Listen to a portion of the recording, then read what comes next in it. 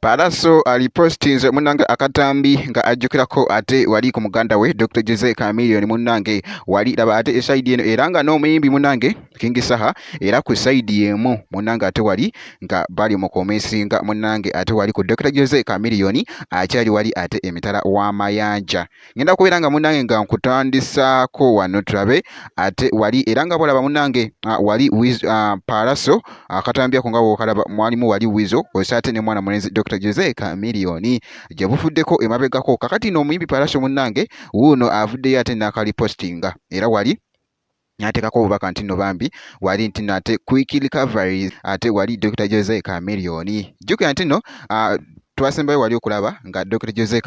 Chameleone ali mu kutwalibwa munnange ate mu ddwaliro era nga munnange update ekyavaayo wali eri mu kulaga nti mwana mulenzi akyali mu kufuna bujjanjabi esaidi eyo n'ekirala munnange ebibadde bitambula information ate ebadde ekutte akati wali ku mukutu munnange ate ogwa media nga webadde biraga nti nno mbu Dr. Jose Chameleone kosa ne mutabani gwe oyo nga w'omulaba kosa ate n'omukyala Juliet Zawedde mbu babadde bamitinze naye munnange jjukira nti nno Chameleone yasiba dreads ate awo yabadde nga talina dreads era nga kiraga nti ebifaananyi ebyo byali bikadde mabegako era nga ezezaako wali munnange ate okunoonyerezaako ne bindaga nti nno bibadde ebikadde naye nga jjukira nti n'abantu babadde beebuuza bagamba ate mwana mulenzi Dr. Jose Chameleone ate gwe tumanyi nti naali ku kitanda mulwadde ate atuuseewa eno n'omukyala Juliet Zawedde kosa ate ne mutabani we naye nga weebityo munnange ate webitambudde information nga webadde egenze ennyo ate wali viral kakati esaidi eyo nga nvuddeyo munnange ate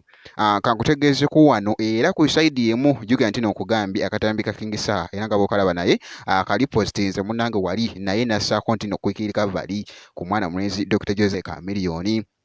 ino kino kiraga nti nno mwana mulenzi ono bambi era nga bangi munnange ate